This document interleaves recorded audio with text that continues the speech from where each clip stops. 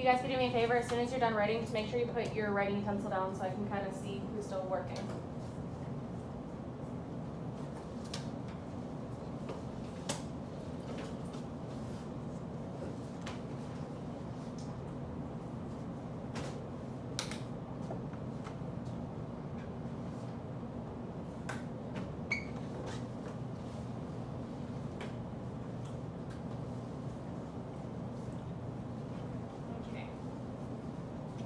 So we're going to start with the monopolist demand curve.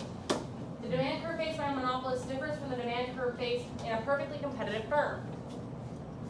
When we look at a perfect competition, we're going to see a flat line for the demand curve. Our demand curve and our price are going to be equal. Each individual firm's demand curve is flat. The firm cannot affect the market price. Any of you guys remember why that is? When we talk about perfect competition?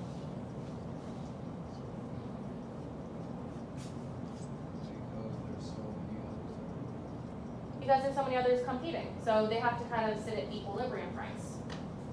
No, that's why we play Monopoly.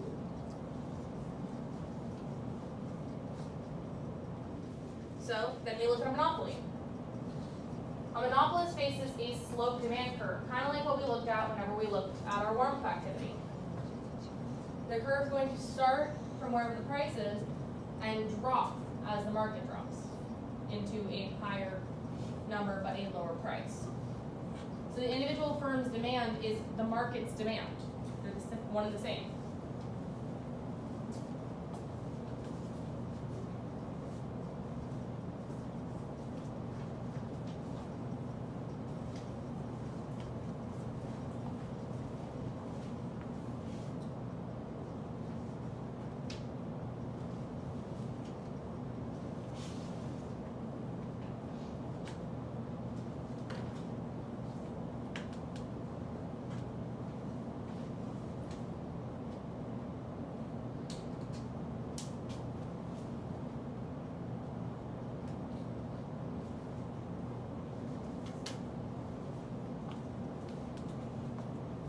So essentially all we're looking at is the same thing we just saw happen in our warm-up. Not as many people will be willing to buy something at a high price as they will at a lower price. And this price can be affected by the people, and it is part of the market.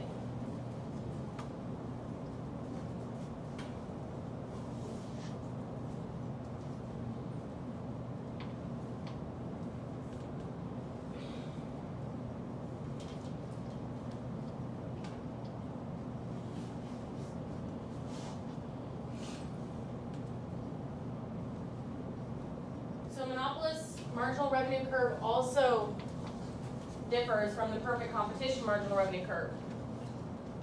Under perfect competition, your MR is going to be flat and equal to the price.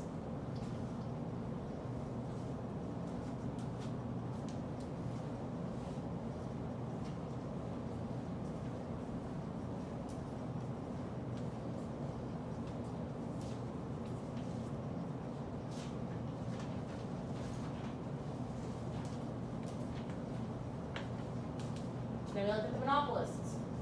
Because monopolist demand is downward sloping, so would its marginal revenue. Its marginal revenue is going to fall the same way the demand does. Sometimes a little bit faster, sometimes at a higher slope.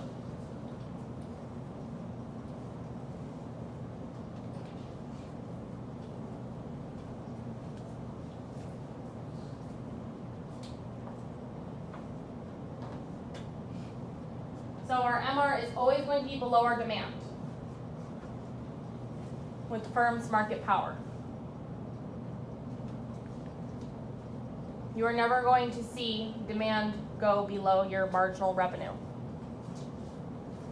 It is not possible in this monopoly.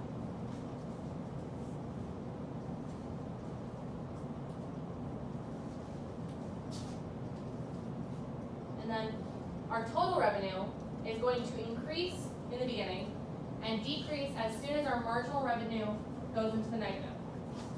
So as you can see by this arc, at $4.50, or 4.5, sorry, that's quantity. At 4.5, your marginal revenue starts going downwards because it goes below the zero. That is also where this arc starts taking a turn down. So you start losing. And yes, this is the graph that you are drawing in your notes. As soon as you're done drawing your graph, go ahead and flip your notes over so that I can see what everybody's done.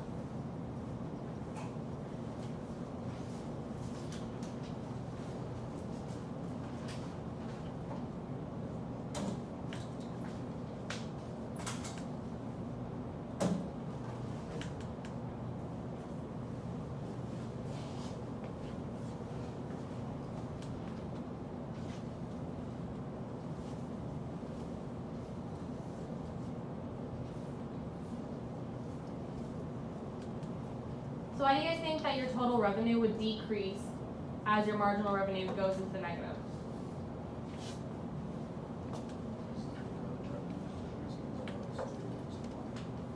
Mhm.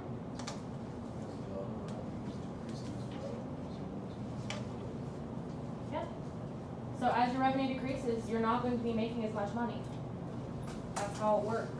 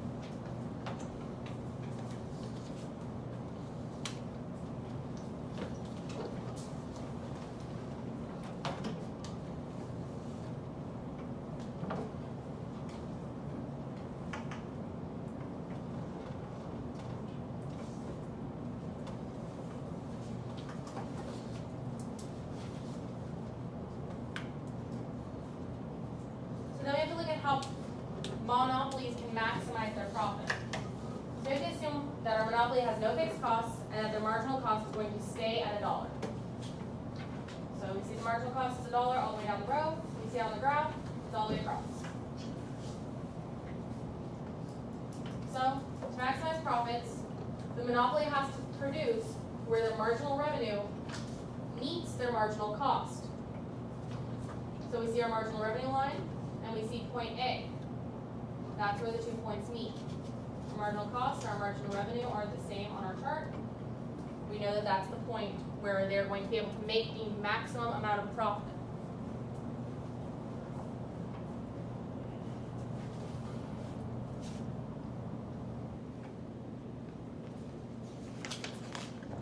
So, MR, your marginal revenue can equal your marginal cost at 4 units, but that does not mean that your price is $1.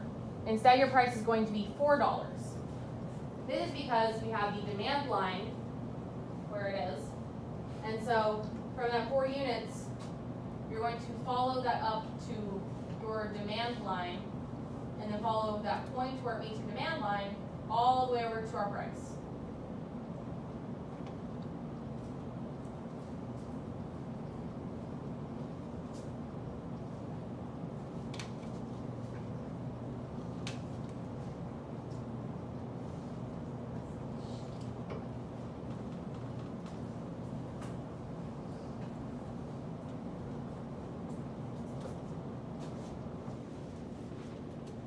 So this rectangle is our profit rectangle. Our profit is going to be the area of the rectangle. So in this rectangle, we are receiving our profits because where this point meets that point, and that point.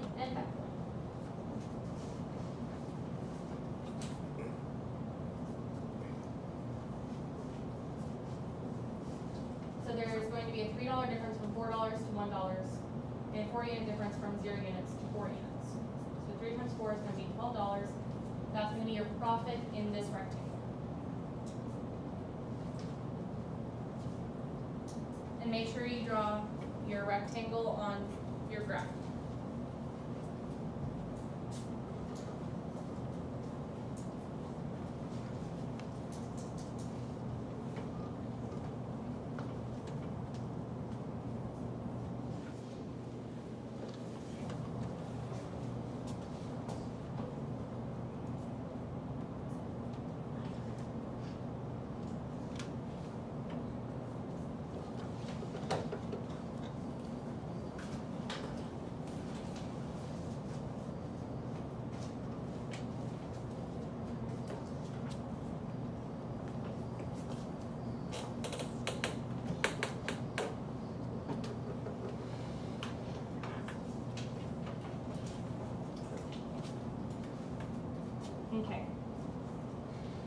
So that's how Monopoly maximizes their profit. They find out where their MR meets their MC, then they look up to the demand curve and figure out what price they need to charge.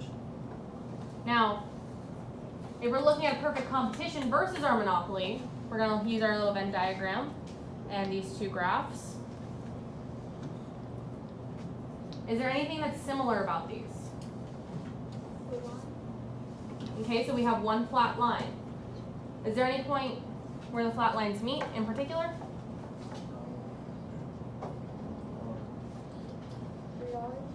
You have your MC and your MR meeting on both charts.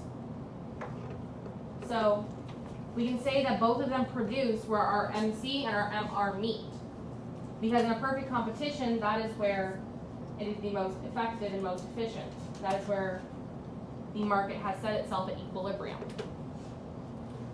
Now in our monopoly, when we look at this, that is where the production will make it the most profitable. So, in perfect competition, it charges at the equilibrium price. In a monopoly, it charges at a higher price. That's what we just looked at with our profit rectangle. Is that higher price that's charged in a monopoly.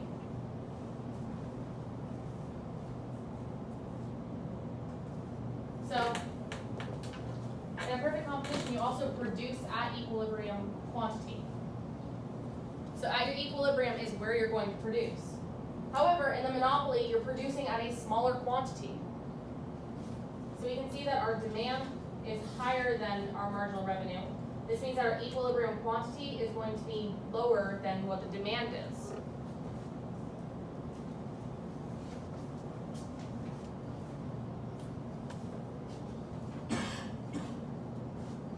In your perfect competition, your marginal revenue and your demand are going to be equal.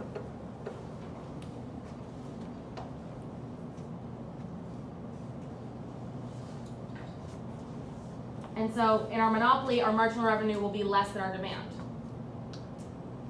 We can see that our MR and our demand are on the same level down here. They're the one blue flat line that we see. But over here, our demand is above our marginal revenue. So in the perfect competition, your price is going to be wherever the marginal cost is at profit maximization. It's going to be at that same point. However, in the monopoly, your price is going to be less than where your marginal cost is at profit maximization. Or your price is going to be higher, sorry. So your price is going to be above where that marginal cost and marginal revenue meet. So in our perfect competition, like we were talking about when we were talking about if you open a restaurant or if you are in a business area world where you're selling things and there's plenty of people in the market to compete against, you're not going to get a long run profit. However, in a monopoly where you are the only seller, you will have a long run profit because people will have to buy from you. Now, does that mean that people will always buy from you? No. But if they want your product, then they have to go to you. So you will have a long run profit.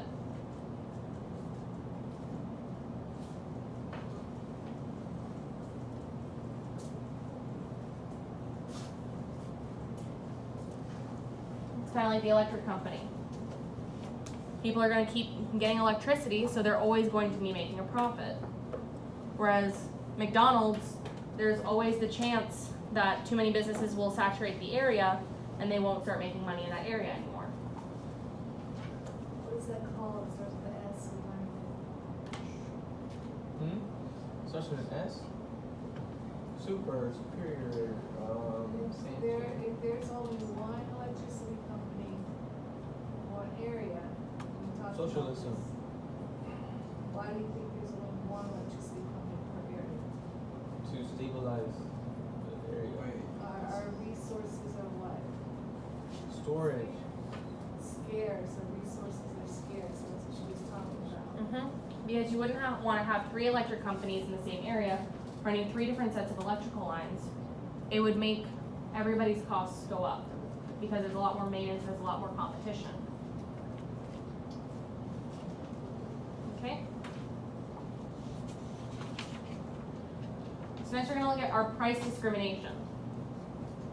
This is the practice in charging different prices to different customers for the same goods or services.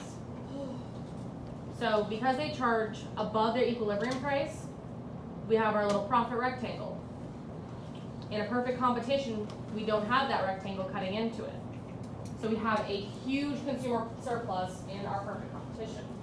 However, as you can see right up here, our consumer surplus is significantly smaller, and we also have a deadweight loss. So whatever isn't in the surplus is captured in the rectangle. Whatever's not captured in the rectangle becomes deadweight loss. Now, price discrimination makes the deadweight loss smaller by increasing their profits. So when we look at this, we have to figure out how to make our monopoly profits larger and make deadweight loss smaller. Do you think that at this point they can make the consumer surplus smaller? Not really. That's the point in which it works the best. So you want to work to make the deadweight loss smaller.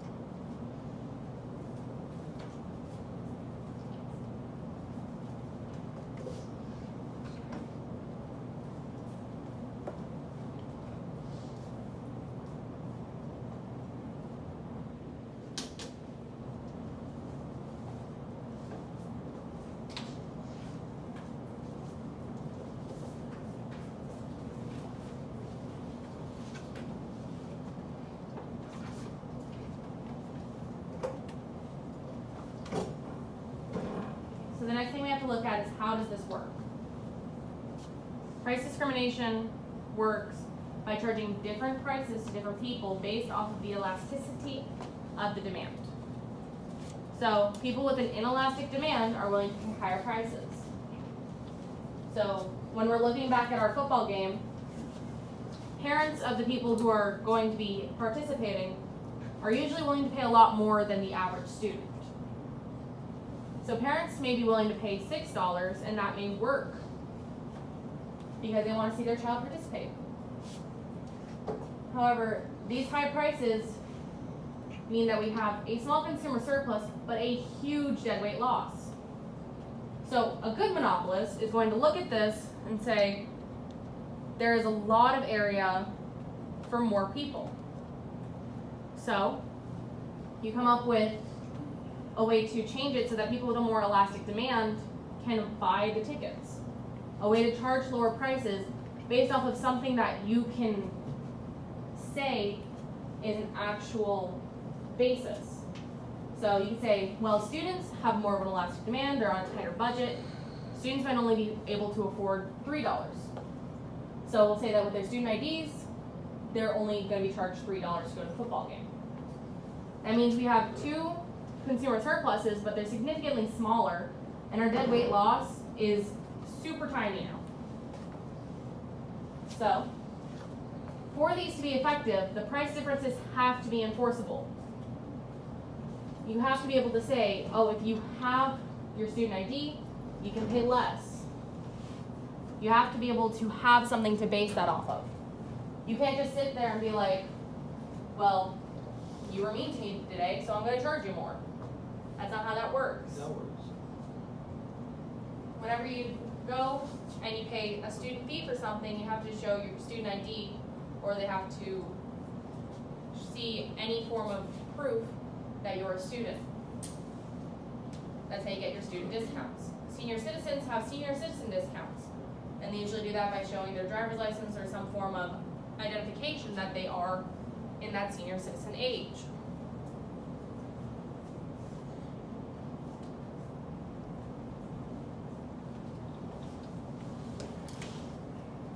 So can any of you guys think of another place in which you might see this kind of differentiation in price points?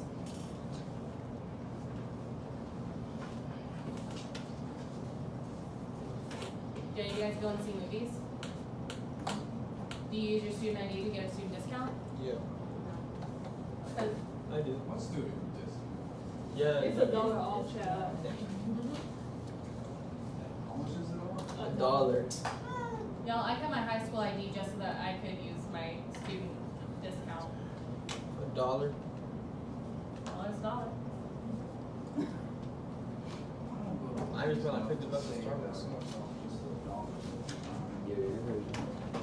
Okay. Y'all got the notes?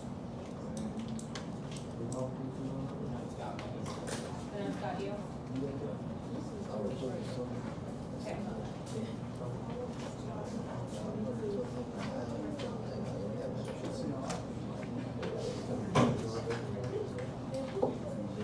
Maybe after tonight and tomorrow. Okay. Saturday, we'll have like. So once you're done with your notes, go ahead and fill out your class activity, which is going to be the Monopoly profits paper.